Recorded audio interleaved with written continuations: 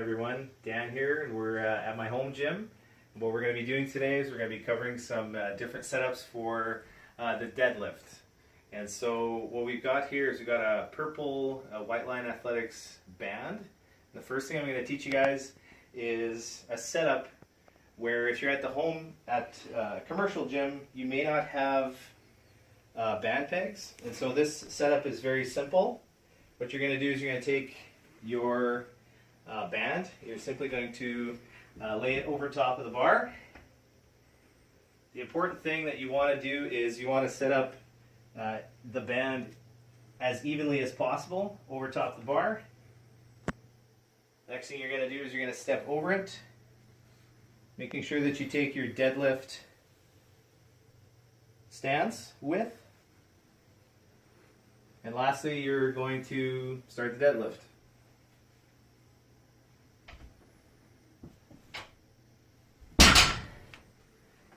Now the idea behind adding band tension to your deadlift is that it makes it more difficult at the top of the lift.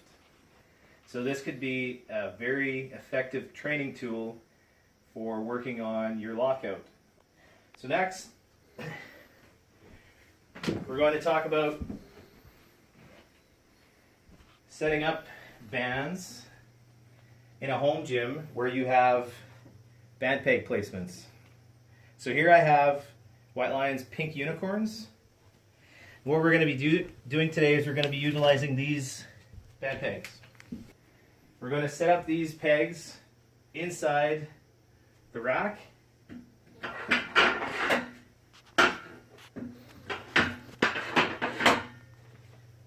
And what I like to do is I like to have a little bit of space here as opposed to just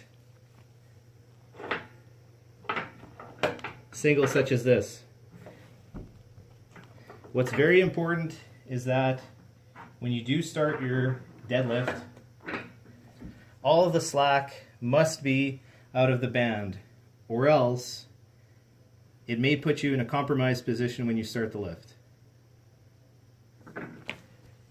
Next, you have to ensure that the number of band peg holes that you use here is obviously identical to the same side over here.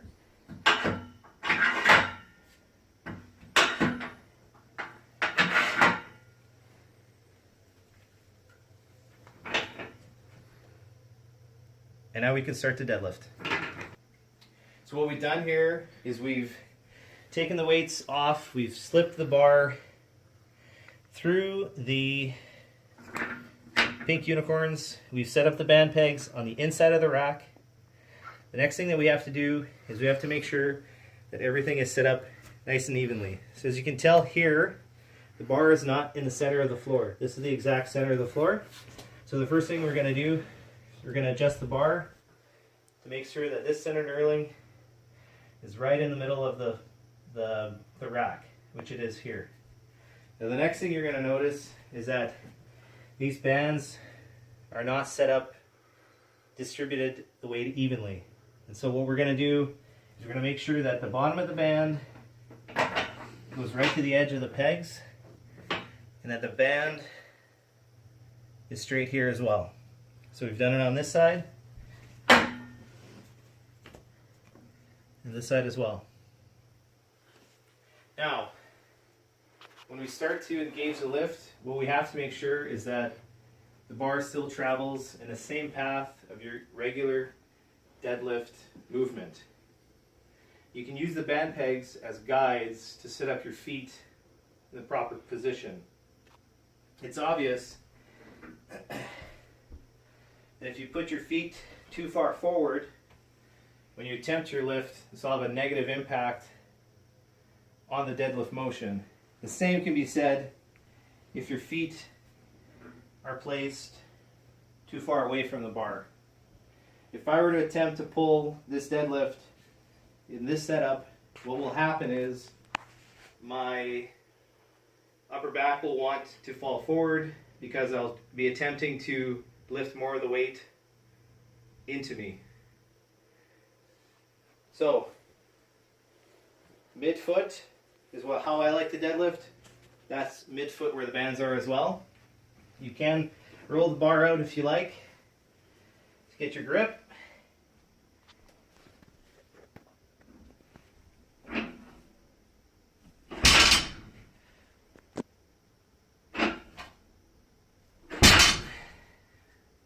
That's the setup. Is how to increase the band tension by manipulating the band pegs and their setup. So, if we set up the bands in this fashion, you'll notice that there's too much slack between the bar and the band. What will happen is you will start your lift, and approximately 2 inches off the floor, that's when all the band tension is going to happen. This can lead to some very negative effects in your deadlift. And so what you have to do is you have to make sure that all this tension is taut. So you'll notice that I'm moving the band peg here ready for this band peg hole.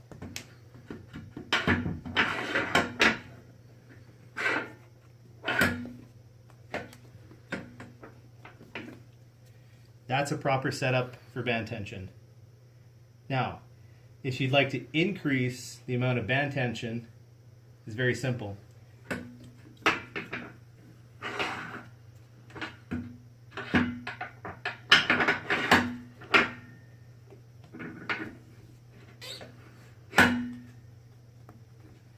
We've just added more band tension there.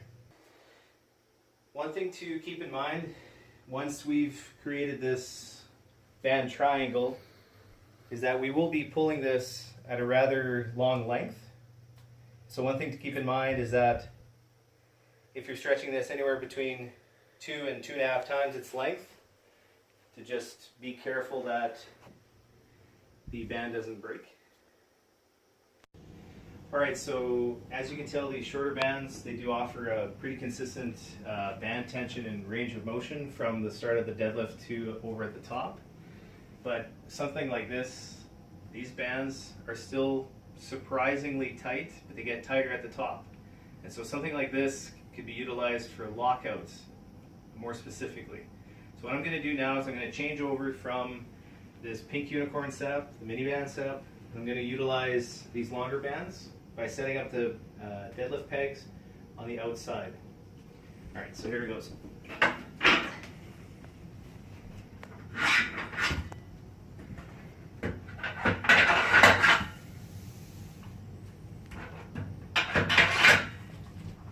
So one of the things that's important to note when you set up band tensions on the outside of the rack is that obviously the plates here will need a spot for them to land, essentially.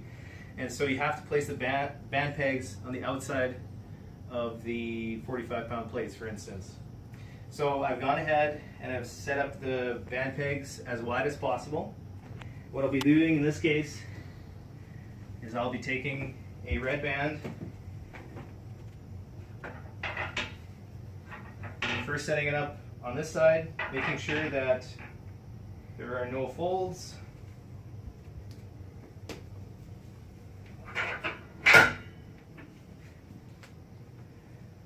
Now I went over the barbell and underneath this band peg, and now I'm going to go over top everything again, and there we have it. So if we switch out this side,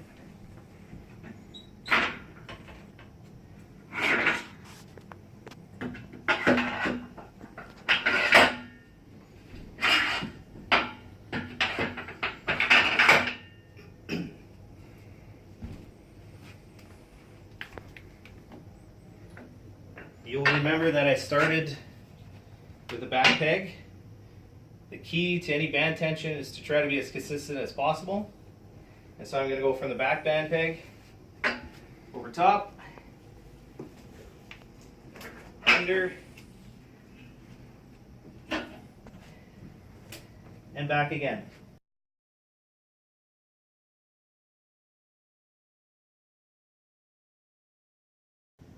So the most important thing about having band tension set up like this is that you have to make sure that your rack is properly secured to the floor. The way that I've done this is I've taken 4 sheets of plywood, 4 horse stall mats, and what I've done is I've bolted the entire thing through the rack. There's enough weight in the wood, the horse stall mat, the rack itself, and me standing on it to make sure that this will not tip over. When it comes to using band tension, it's very important that it's secured to the ground. Ready?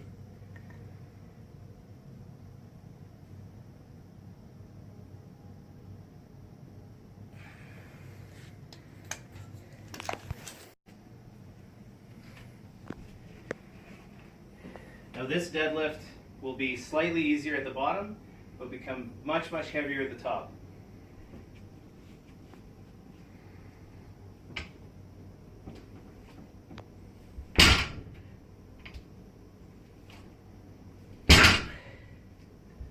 Alright, so one of the big benefits of using bands in a home gym, there's obviously other people in the house, and so depending on what time you work out, either early in the morning or later at night, those people may want to do things that don't involve excessive noise.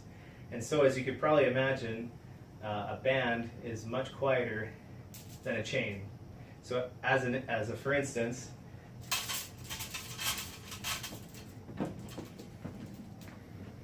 there's no extra noise here. There's no extra hearing that quite repetitively compared to, right? Big advantage of using bands at home.